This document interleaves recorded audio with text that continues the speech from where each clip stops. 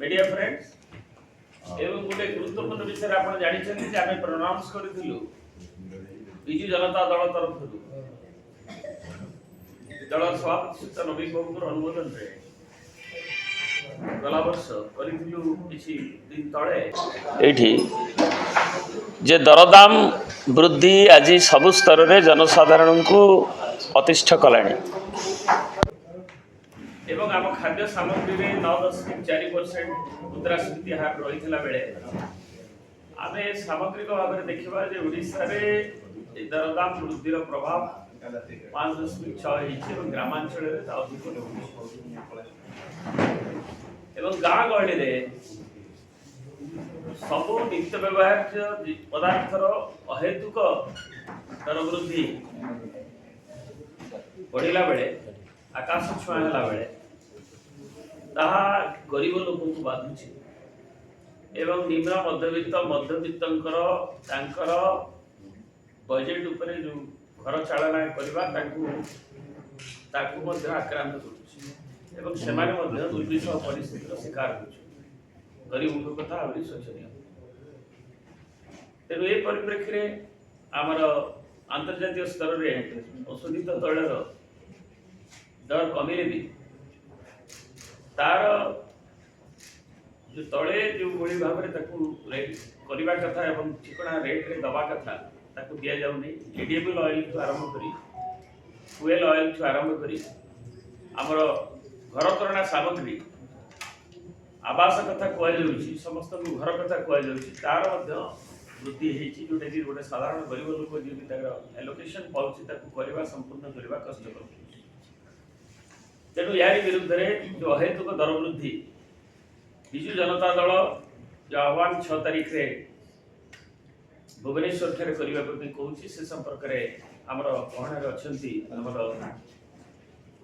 श्री संजय दास Verma आवाहक general committee Pratap बाबू media cell Pratap जेना अच्छा युग सभापति अच्छा एवं श्रीमती प्रमीला मल्लिक आम मुख्य सचेतिका अच्छा विशिष्ट नेत्री एवं से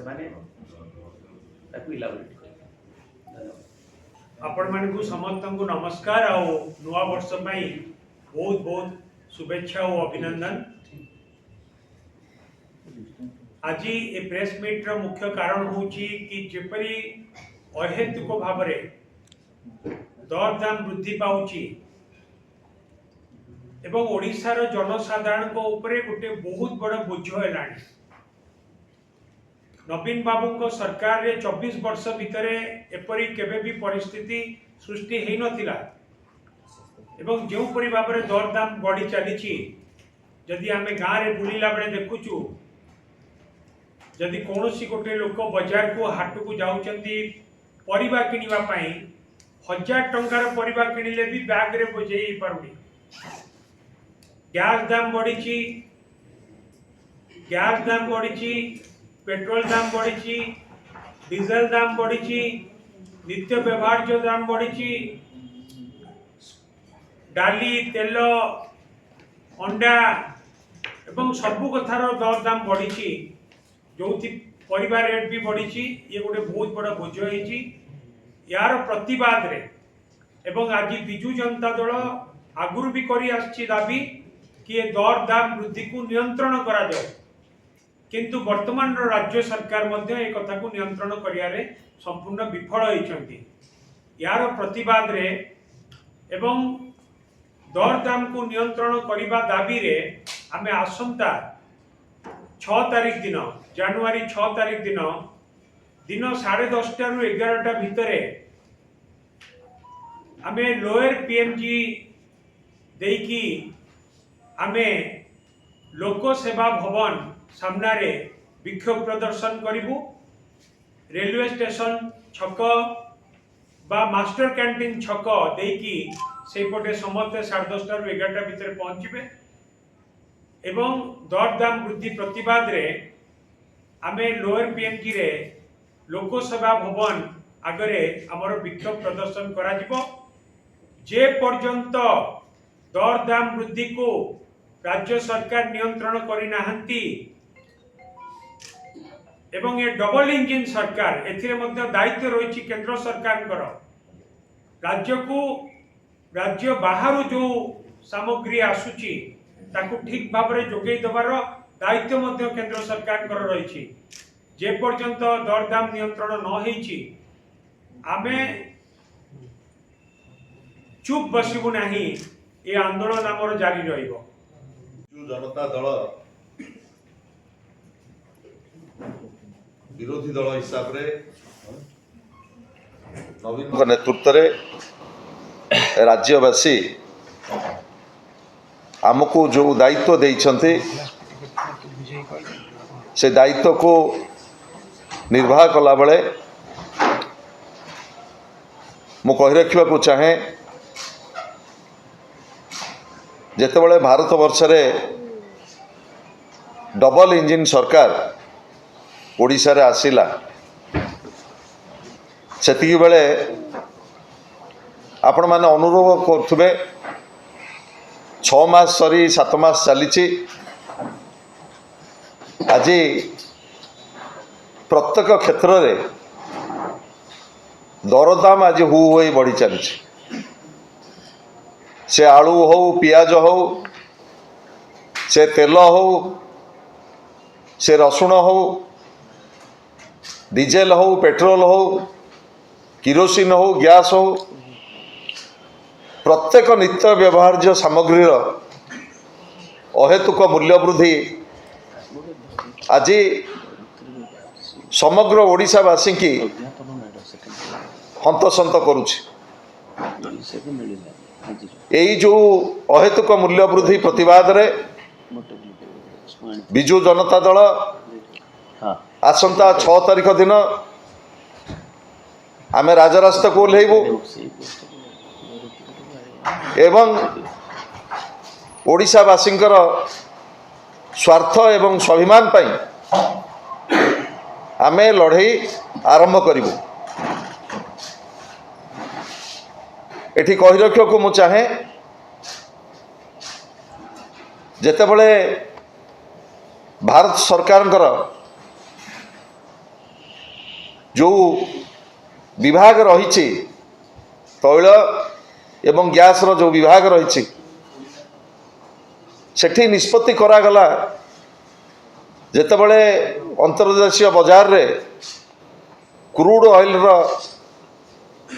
अशोधित तैलर जो भली भाव में मूल्य वृद्धि घटिब डीजेल एवं पेट्रोल रो अनुरूप भाव में मूल्य वृद्धि घटिब भेरिएबल होकर बढ़िब जेतेबेले अंतर्देशीय बाजार रे अशोधित तैलर मूल्य वृद्धि कमिब सेतेबेले डीजेल पेट्रोल मध्य मूल्य वृद्धि कमिब किंतु दुर्भाग्यर कथा जेतेबेले अंतर्देशीय बाजार रे 105.52 बैरेल अशोधित तैल डॉलर $105 थिला सेतेबेले पेट्रोल रेट थिला 72 टंका 64 पैसा किंतु जेतेबेले अशोधित तैल दर ह्रास पाइला $75 को सेतेबेले पेट्रोल लिटर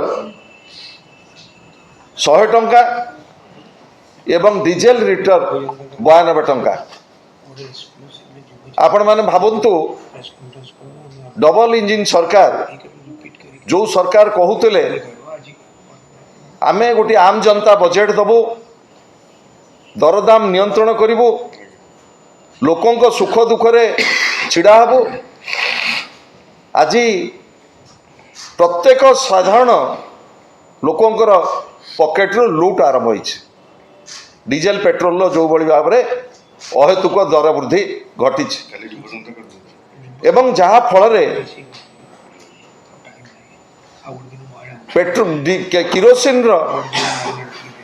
डीजेल दर वृद्धि घटवा फल गमनागमन क्षेत्र में एवं नित्य व्यवहार्य सामग्री अहेतुक मूल्य वृद्धि घटी विशेषकर आपण मैंने जानिथिबे एसेंशियल कमोडिटी एक्ट अनुसार जो राज्यर जहाँ उत्पादन ता उपरे कौन रेस्ट्रिक्शन नहीं किंतु एठी जो निर्वाचित सरकार ये सरकार संपूर्ण भाव में विफल होती ओडिशावासींकर स्वार्थ रक्षा करिबारे। आलू आसिकी 50 टंका, पियाज आसिकी 60 टंका, रसुण आसिकी 40 टंका एवं तेल लिटर 200 टंका एवं आमर मुग जातीय सामग्री डाली रेट आसी 200 टंका। यही जो महंगा माड़ आज ओडिशावासी ऊपर लदी दि जाइए ता विरुद्ध रे बिजु जनता दल ओडिशावासी स्वार्थर जाग्रत प्रहरी हिसाब से आम राजरास्ता को ओह्लैबू एवं आमर दाबी रहिबो नूतन सरकार पाखरे डबल इंजिन सरकार पाखरे तुरंत दरदाम को नियंत्रण कर एवं जनसाधारण जो आशा भरोसा जे आमे गोटे आम जनता केवल बजेट दबुनु साधारण लोकंकर दरदाम को नियंत्रण करूँ यही जो विफल होती ताकू तुरंत नियंत्रण करंतु नचेत 6 तारीख पर ओडिशार समस्त 30 जिले में ये आंदोलन को आहरी व्यापक करा जिवो। प्रताप भाई महोदय, युव सभापति ब्रह्मकेशर राय महोदय, पूर्वतन मंत्री कोऑर्डिनेटर श्रीजुक्त संजय दास बाबा महोदय, उपस्थित सांबादिक बंधु, आज आपण मैंने समस्ते देखुंती महिलाटे जे रोसई घर को जाऊँगी से रोसई घर को गला बेले ता रोसई घर को सरकार गोईठा मारी। तेल लिटर बढ़ी, डाली बढ़ी, आलू बढ़ी, पियाज रसुण बढ़ी, रोसई केमिति करिकि ता परिवार को खाइया दब गोटे महिलाटे आज हंतसंत होउछि। महिलाटे रोसई घर को गला बेले से मन पकाउछि डबल इंजिन सरकार। डबल इंजिन सरकार कौन आज तांकर नष्ट करिछि, कौन केते क्षति करिसंती से कथा आज महिला माने रोसई घर को जाकि भाबुछंती। साधारण महिला माने आज हंतसंत होउछंती। पिला को तेल टिके, साबुन टिके, ड्रेस खंडे, बही खंडे दवापाई से आज पैसा पाऊना जो भाई भाव में आकाश छुआ है बजार दर सरकार निघा ना। डबल इंजिन सरकार कहते साधारण लोक को भलरे रखिए, साधारण लोक को एभली भाव में शोषण करा जाउछि। दरदाम वृद्धि करी विभिन्न बाटरे साधारण लोक को शोषण करा जाउछि। डीजेल कथा कहतु, पेट्रोल कथा कहतु, खाइबा तेल कथा कहतु, पियाज रसुण डाली तेल अटा बेसन सबू आज दर वृद्धि घटी जहाँ साधारण लोक खाई बंचापी आज सक्षम हो पारना। विजु जनता दल लोकंकर साधारण लोकंकर विश्वास नहीं एक दृढ़ विरोध दल में बसची एवं आमर नेता प्रिय नेता नवीन पट्टनायक जो भाई भाव में साधारण लोकंकर स्वार्थ को रक्षा करने सब बेले जगिछंती। डबल इंजिन सरकार जहाँ प्रतिश्रुति देइथिला से प्रतिश्रुति को एपर्यंत पालन करूना। डबल इंजिन सरकार कहीपर कि दरदाम नियंत्रण करने क्या सहित केते थर मीटिंग कले, को विषय आलोचना कले, कौन सी निघा ना खातिर करूना, दरदाम वृद्धि को खातिर करूना। ए दरदाम वृद्धि विरुद्ध रे आमे विजु जनता दल तरफ आसंता 6 तारीख दिन लोकसभा भवन आगे विक्षोभ प्रदर्शन करूँ। से कथा जदि सरकार कान में न पड़े ताहले ये प्रति जिले में विक्षोभ हम, प्रति ब्लॉक रे विक्षोभ हम एवं राजरास्तार सहित आम लड़ाई करूँ। तापर जदि से न शुणती जनसाधारण निश्चित भाव में कथा विचार करेंगे डबल इंजिन सरकार केते साधारण लोकंर स्वार्थ रक्षा कर। 14 मसीह जितेबाला केन्द्र में एनडीए सरकार आसला बीजेपी नेतृत्वाधीन सरकार सेतेबेले सेमाने स्वप्न देखैथिले लोकन को जे अच्छे दिन आएंगे एवं दरदाम नियंत्रण करिवार कथा कहिकी सेमाने सरकार को आसीथिले। सेतेबेले $98 थिला क्रूड ऑयल रो प्राइस पर बैरेल ଏବଂ ସେତେବେଳେ ପେଟ୍ରୋଲର ରେଟ୍ ଥିଲା 62 କିନ୍ତୁ ବର୍ତ୍ତମାନ ଆପଣ ଦେଖିବେ ଯେ ପର୍ ବ୍ୟାରେଲ୍ ବିଲୋ 70 କୁ ଖସିଲାଣି ହରାଜ 100 ଉପରେ ରହୁଛି ପେଟ୍ରୋଲ ଦର ଏବଂ ସେତେବେଳେ ତତ୍କାଳୀନ ପେଟ୍ରୋଲିୟମ ମନ୍ତ୍ରୀ ସେ ଘୋଷଣା କରିଥିଲେ ଏବଂ କହିଥିଲେ ଯେ ଯଦି ଓଡ଼ିଶା ସରକାର ଚାହିଁବେ ତାହେଲେ ଯଦି ଭ୍ୟାଟ୍ ଯେଉଁ ନେଉଛନ୍ତି ତାକୁ କମେଇଲେ ରେଟ୍ କମିଯିବ ଏବଂ ମୁଁ ଆଜି ପ୍ରଶ୍ନ କରିବାକୁ ଚାହେଁ ଯେ ତାଙ୍କର ବିଜେପି ସରକାର ଓଡ଼ିଶାରେ ଅଛି ଡବଲ ଇଞ୍ଜିନ୍ ସରକାର ସେମାନେ ସେତେବେଳେ ବିଜେପି ମଧ୍ୟ ଆନ୍ଦୋଳନ କରିଥିଲା ଯେ ଭ୍ୟାଟ୍ କମେଇବା ପାଇଁ ଯେ 30 ଟଙ୍କାର ଉର୍ଦ୍ଧ୍ୱ ଭ୍ୟାଟ୍ ରାଜ୍ୟ ସରକାର ନେଉଛନ୍ତି ତ ଏବେ ତାଙ୍କ ପାଳି ପଡ଼ିଛି ଏବେ ସେମାନେ ଭ୍ୟାଟ୍ କମାନ୍ତୁ ପେଟ୍ରୋଲ ଡିଜେଲ ରେଟ୍ କରିବା ପାଇଁ କମେଇବା ପାଇଁ ପେଟ୍ରୋଲ ଡିଜେଲ ରେଟ୍ କମିଲେ ନିଶ୍ଚିତ ଭାବରେ ଅତ୍ୟଧିକ ଯେଉଁ ଆମର ଅତ୍ୟାବଶ୍ୟକ ସାମଗ୍ରୀ ଅଛି ତା ଉପରେ ପ୍ରଭାବ ପଡ଼ିବ ତେଣୁ ତାଙ୍କର କଥା ଯେଉଁ କଥା ସେମାନେ କହିଥିଲେ ସେ କଥାକୁ ସେମାନେ ରକ୍ଷା କରନ୍ତୁ ଆଉ ଗୋଟେ କଥା ହେଉଛି ଯେ କେନ୍ଦ୍ର ସରକାର ନିୟନ୍ତ୍ରଣ ହରାଇଛନ୍ତି ନିତ୍ୟ ବ୍ୟବହାର୍ଯ୍ୟ ସାମଗ୍ରୀ ଉପରେ କିନ୍ତୁ ତା ସହିତ ବୋଝ ଉପରେ ନଳିତା ବିଡ଼ା ଭଳିଆ ଓଡ଼ିଶାରେ ମଧ୍ୟ ସରକାର ନିୟନ୍ତ୍ରଣ ହରାଇ ସାରିଲାଣି ଯେଉଁ ଖାଦ୍ୟ ସାମଗ୍ରୀ ନିତ୍ୟ ବ୍ୟବହାର୍ଯ୍ୟ ସାମଗ୍ରୀର ନିୟନ୍ତ୍ରଣ କରିବା କ୍ଷେତ୍ରରେ ମୁଁ ଏକଥା କାହିଁକି କହୁଛି ତାଙ୍କର ମିନିଷ୍ଟ୍ରି ଅଫ୍ ଷ୍ଟାଟିଷ୍ଟିକ୍ସ କହୁଛି ଯେ ବର୍ତ୍ତମାନ ଓଡ଼ିଶାରେ ଯେଉଁ ମୁଦ୍ରାସ୍ଫୀତି ଅଛି ତାହା ଯେଉଁ ପଡ଼ୋଶୀ ରାଜ୍ୟମାନେ ଅଛନ୍ତି ଯେମିତି ୱେଷ୍ଟବେଙ୍ଗଲ ସେଇଠି 4 ସମଥିଙ୍ଗ ରହୁଥିଲା ବେଳେ ଓଡ଼ିଶାରେ 6 ଉପରେ ରହୁଛି ଓଡ଼ିଶାର ଗ୍ରାମାଞ୍ଚଳରେ ବର୍ତ୍ତମାନ 8% ମୁଦ୍ରାସ୍ଫୀତି ରହୁଛି ମାନେ ଯାହା ଷ୍ଟାଟିଷ୍ଟିକ୍ସ କହୁଛି ଯେ ଓଡ଼ିଶାର ଗ୍ରାମାଞ୍ଚଳର ଲୋକମାନଙ୍କ ପାଖରେ କିଣିବାର କ୍ଷମତା ଆଉ ନାହିଁ ଏବଂ ତାଙ୍କ ପାଖରେ ଯେଉଁ ବିକ୍ରି କରିବାର କୃଷିଜାତ ଦ୍ରବ୍ୟର ବିକ୍ରି କରିବାର ସମ୍ଭାବନା ଆଉ ନାହିଁ ତେଣୁ ବିଗତ 50 ବର୍ଷ ଭିତରେ ଓଡ଼ିଶାରେ ଏବଂ ଭାରତବର୍ଷରେ ଲୋକମାନେ ଯେଉଁ ସଞ୍ଚୟ କରୁଥିଲେ ସେ ସଞ୍ଚୟ ବିଗତ 50 ବର୍ଷ ଭିତରେ ସବୁଠାରୁ କମ୍ ହେଇଛି